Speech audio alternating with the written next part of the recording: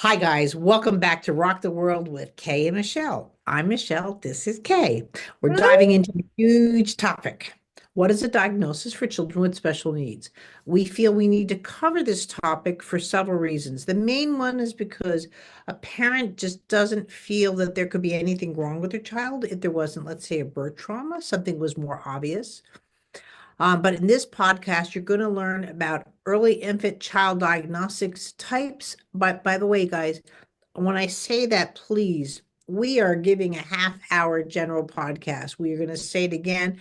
This is for your information and to get your wheels going. If you have questions, please work with your medical provider with anything to do with diagnosis. But we're also here to cover what can be some warning signs and assessments needed for better detection, early intervention, early limitations with or without a diagnosis. Like sometimes you don't get a diagnosis and you don't get services, and people don't realize that. I know none of us want the diagnosis, but sometimes it's what completes your medical, physical family team. We will also talk about what a diagnosis means to families. A lot of times, it brings up fear or confusion. How would you describe the impact of getting a diagnosis? The paralysis of parents with the not knowing of the future and receiving a lifetime diagnosis.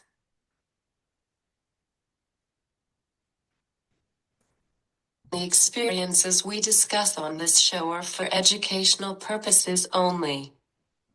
Please do not substitute for professional medical advice, diagnosis, or treatment. Before we begin, I respectfully request that if you witness any pauses during this show, please continue watching. I'm composing a spontaneous comment or question, someone's processing their thoughts, in addition to repeating something that was unintelligible or misunderstood. It is natural discourse, and we can choose not to say anything while this is occurring. Absolutely. I'm Michelle Turner. I'm creator of Movement Lesson. Movement Lesson is a modality that works, or it's known for its work with special needs children, but it's for anyone who needs a lesson in movement. I'm also a mom, so I'm here to share my experiences with special needs and diagnoses as a mother as well as a professional. This is Kay. I'm Kayla Ireland, founder of Kindly Neurodivergent with Kay. As someone with cerebral palsy, I've also navigated other diagnoses like epilepsy throughout my life.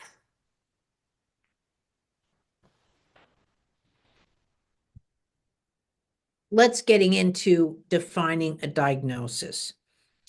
So what exactly is a diagnosis? A diagnosis is a medical term given to when a healthcare professional identifies with a disease or condition based on symptoms, tests, or patterns observed in the patient.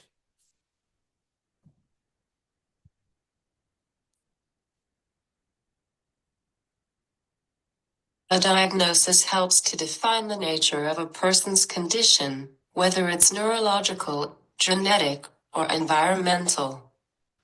It's more than just a label. It guides the course of treatment, care, and interventions.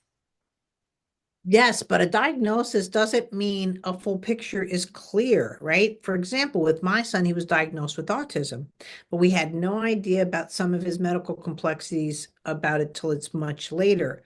I used to say, yes, I understand, guys, he's autism. He's sick as a dog. He actually had Haemophilus influenza and staph for 3 years, and they didn't find it. So I was constantly on them to get him better. Diagnoses are life-changing for families. They help explain what's going on with a child or individual, and they allow for targeted interventions. A diagnosis opens the door to treatment options, therapy, and support systems. Right, but at the same time, it can be overwhelming because just like this podcast, it's a general idea of what might be happening. For parents, hearing a diagnosis can sometimes feel like a loss or a source of uncertainty. You might feel like you have more questions unknown than you did before the diagnosis. When I was diagnosed with cerebral palsy, it gave my family an explanation for the physical challenges I faced. But it was just the starting point for understanding how to manage and improve my quality of life.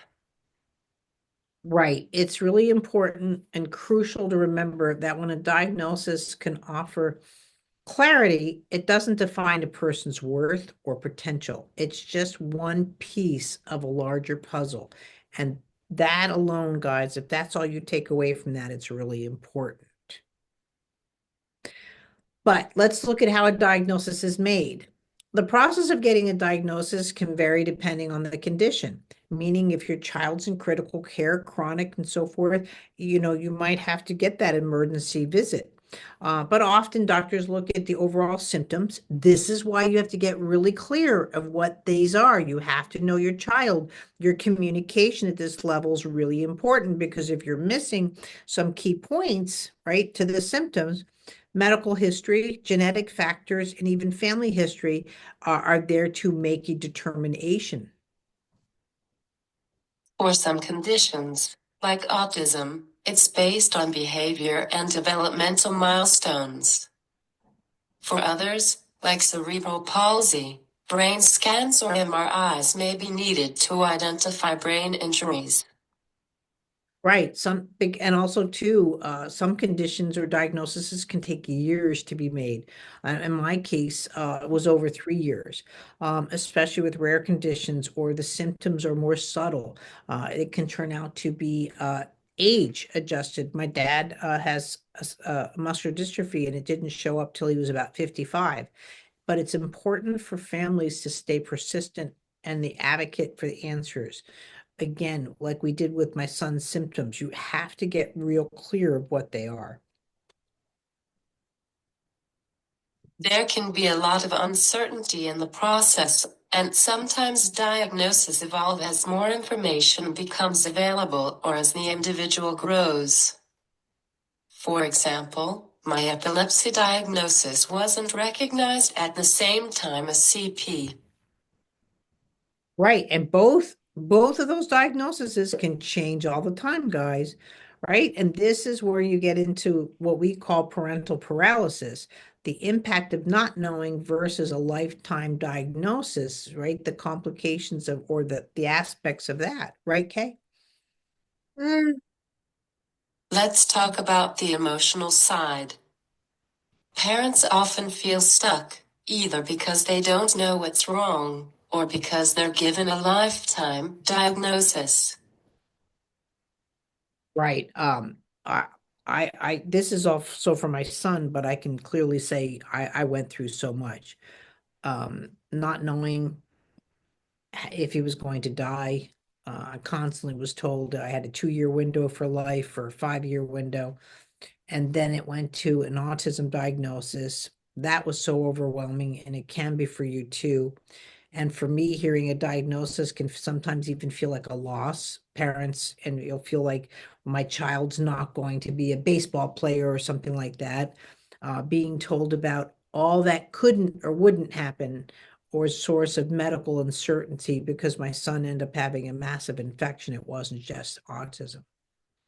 So it's really crucial to remember that while a diagnosis can offer clarity, medical stability, first of all, is your number one priority, medical stability, cognitive and physical direction or course of action. I always say this, I always say there's medical and there's movement, right? But they have to work together. Your medical team might only be working on medical, they're not working on development. So at the same time, it doesn't define a person's worth or potential. Again, it's just one piece of a much larger puzzle. And that puzzle can go from a 35-piece puzzle to a 5,000-piece puzzle, you know? How to handle a diagnosis. After a diagnosis, it's important to take time to process it emotionally and mentally. It's okay to feel a range of emotions, from relief to sadness to confusion. Yeah, absolutely. A lot of diagnosis is very similar to the steps of grief. You're going to have the anger, you're going to have the despair, you're going to, and they're valid emotions. It's okay to feel that. But once you've processed, it's time to advocate for your loved one, your child, whether it's seeking therapy maybe for yourself or your child needs therapy to develop. There's specialized education, there's medical treatment. Knowledge is power. It's Mhm. okay to be knowledgeless at that moment, but knowledge is power. Parents need to be informed and empowered to ask questions, seek second opinions if necessary, and explore all options for their child's care. Things like a breakthrough medical setback can also fall under this. Absolutely. On November 3rd, 2022, after 11 years, I had a big breakthrough grand mal seizure. My emergency rescue medication was required to get it to stop. While I have always been on meds, it is the first seizure I will remember recovering from and talking about. Mom slept with me for 2 weeks afterwards. My emergency rescue medication hasn't left my side. Right? Like an EpiPen for some. And remember too, like what Kay and I are telling you, we're not alone and you're not alone in all of this. There are wonderful support groups. I can't say enough. This is where I'll give kudos to Facebook. Mhm. You'll find a support group for any topic of special needs, including mine, including ones with cerebral palsy, autism, etc. Mine is movement lesson for parents and practitioners, but it's there to help you for a daily basis, monthly, spot basis. But there are professionals and communities that can guide you through the process and help you understand what steps to take. Kay is big about the encouragement and actionability.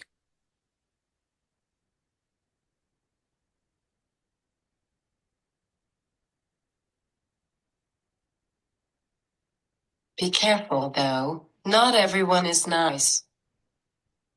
No, that's true. You know, you have to watch what you put out there, but Mhm.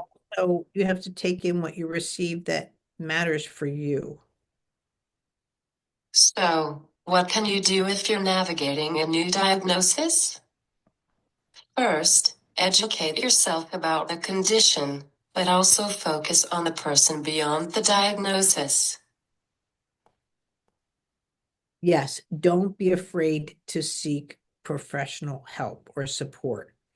And sometimes, guys, I'm going to say this. It's whether it's from professionals, friends, family, your journey doesn't have to be walked alone.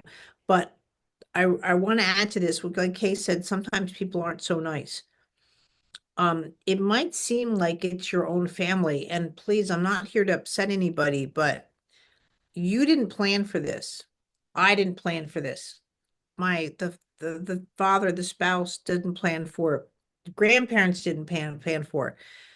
Not everybody is going to step up and see things the way that you see things. They need support just as much as you do, but it might be completely different. And so like my partner might be responsible for the money, or I'm the one who's I called myself the therapy taxi, and things like Mhm. that. So please, sometimes we have different hats in this role, but if you need something, you've got to ask. They're not going to read your mind.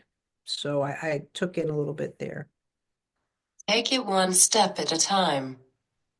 Life after a diagnosis can be overwhelming, but it's also full of opportunities for growth, support, and empowerment. Right, like Kay might not be horseback riding and doing all that she's doing. If you haven't heard our other podcasts about how well she does with dressage and stuff, working with her horses, it might not have been a part of her life had she not had the opportunity to have CP. And that's how I look at CP. She has an opportunity to have it and play with it.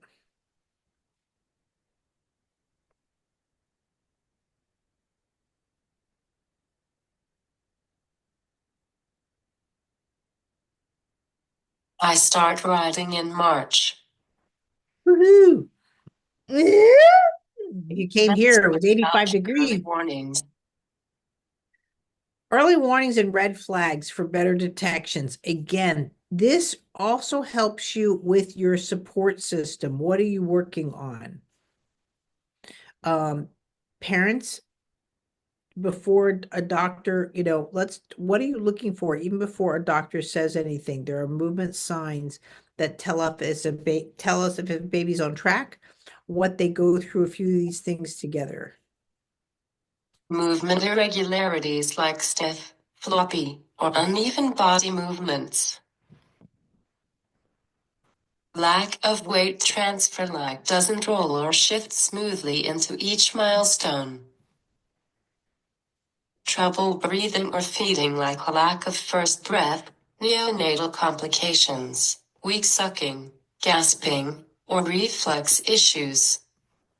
Medical complications of prolonged hospital stay, NICU. Visual tracking issues, because eyes have weakness, they may not follow faces or movement. Lack of response to sound or touch like hard to lay down or pick up. Doesn't react like a typical baby. Really, that's a big one. Any warnings that you have that you feel like your baby is just not being a baby. If there's worries, concerns, or you say, I think I need to see a doctor. If you say doctor, urgent care, ER, or hospital. Those aren't common conversations. I don't say, oh, I'm going to get my hair done today and then I'm going to go to the hospital. So if you have in your gut that you need to go to a hospital, that's not the time to jump on Facebook. Go to the hospital. Yeah. Just follow your gut. Know what you need to do. If you have concerns or say, I'm not sure if my baby's developing right, if if you're having these thoughts, something's going on. You're seeing these little things or big things that are just not adding up. Please, please, please. These are all red flags.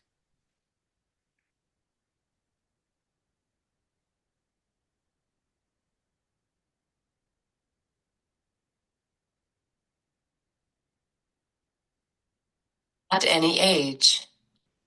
At any age. Yep. I see it just as bad for seniors.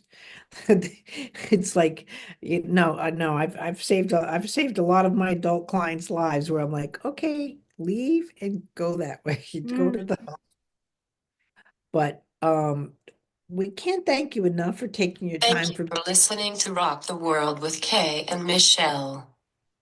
If you're navigating your own diagnosis or one for a loved one, we're here for you. We also really hope that today's conversations will help clarify at least what a diagnosis is. I know a lot of people don't go for the diagnosis because they don't want, that's that fear factor. It's going to be bad. But the fear of the unknown is worse. And that's why it's really important. Remember, it's just one part of a larger picture. We're going to be talking about medical diagnosis and genetics next interview, that podcast that we have. Make sure you subscribe, share this episode, send us your questions, suggestions, future topics. You can find us on every platform where you listen to podcasts. We'll be back with more episodes to continue bringing our passion, knowledge, and unique perspectives.